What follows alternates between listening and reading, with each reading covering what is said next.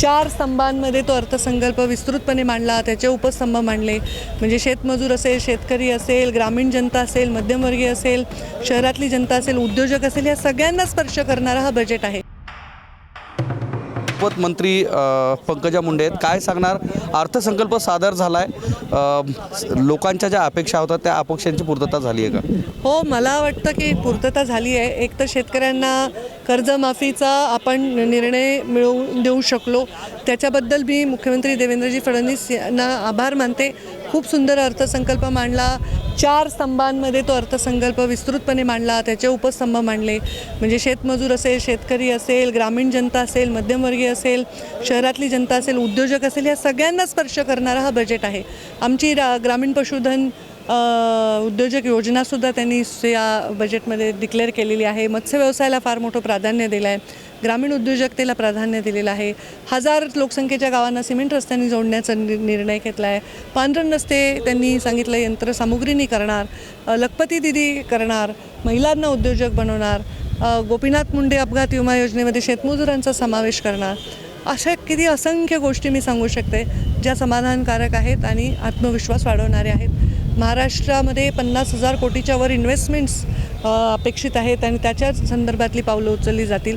आणि या सगळ्या गोष्टींना मला वाटतं आपल्या महाराष्ट्राला नंबर 1 राज्य ठेवण्यासाठी आणि आपलं महाराष्ट्र 5 ट्रिलियन इकॉनॉमीकडे जाण्यासाठी भविष्यात 2047पर्यंतचा प्लॅन त्यांनी आखला आहे. कर्जमाफीची घोषणा झाली, कोणत्या पद्धतीची तरतूद कर्जमाफीमध्ये करण्यात येणार आहे जेणेकरून आता शेतकऱ्यांना कर्जमाफीच्या माध्यमातून दिलासा मिळेल? मी जे आज डिक्लेअर केलं त्याच्यामध्ये सप्टेंबर 2025पर्यंतच्या शेतकऱ्यांचं जे कर्ज थकीत आहे त्यांना 2 लाख रुपयाची कर्जमाफी त्यांनी देण्याचा निर्णय घेतलेला आहे. आणि ज्यांनी रेग्युलर भरले त्यांनाही 50,000 रुपयाचं त्यांनी प्रोत्साहन देण्याचा निर्णय घेतलेला आहे. तर मला असं वाटतं की हे खूप स्वागतार्ह निर्णय आहे. लोकसेवा आयोगाअंतर्गत जवळपास 75,000 पदभरती होणार आहे.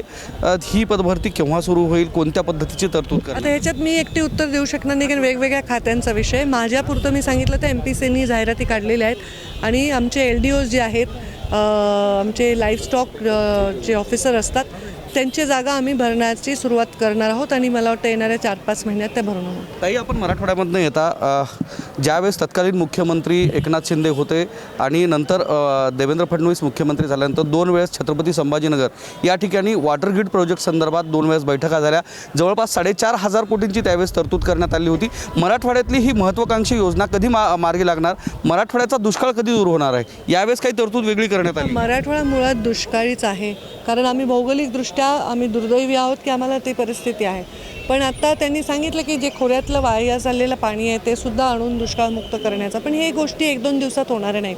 तर त्याही होतील आणि वॉटर ग्रीडच्या संदर्भामध्ये सुद्धा निर्णय लवकरात लवकर ते घेतील. आता आजच्या बजेटनंतर विभागीय संतुलन वगैरे या विषयामध्ये नक्कीच दुष्काळमुक्त मराठवाड्याकडे आम्ही पाहत आहोत अपेक्षेने. ते करतील याचा मला विश्वास. शेवटचे 2 प्रश्न.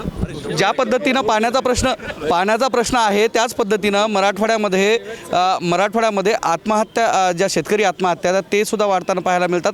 6 महिन्यात जवळपास 1,500 शेतकऱ्यांनी आत्महत्या केलेल्या आहेत. त्यासाठी सरकार कुठं पुढाकार घेणार आहे का? आता हे सरकारच पुढाकार घेते, शेतकऱ्यांना कर्जमाफीचा निर्णय घेते. आत्ता जी अतिवृष्टी झाली त्याला 32,000 कोटीचं पॅकेज सरकारने दिलं आणि ह्याच्यामध्ये सगळे नियम, म्हणजे आता आमच्या पशुसंवर्धन खात्यामध्ये नियम होते की किती पशु असावे, काय असावे, ह्याच्याबद्दलचे सगळे नियम हे वाकवून शेतकऱ्यांना मदत होण्याच्या संदर्भामध्ये सरकारने पावलं उचललेली आहेत. आणि मला वाटतं सरकार शेतकऱ्याच्या पाठीशी उभंच राहिलेले, म्हणून तर आम्हाला शेतकरी निवडून देत आहेत. आम्हाला प्रत्येक ठिकाणी लोक आमच्या पाठीशी उभे राहतात. तर ह्या होत्या मंत्री पंकजा मुंडे, ज्यांनी हा जो अर्थसंकल्प आहे त्यावर भाष्य केलं. कॅमेरामन सुधाकरसह मी धनंजय सोळंके, टाइम्स नाऊ मराठी, विधान भवन, मुंबई.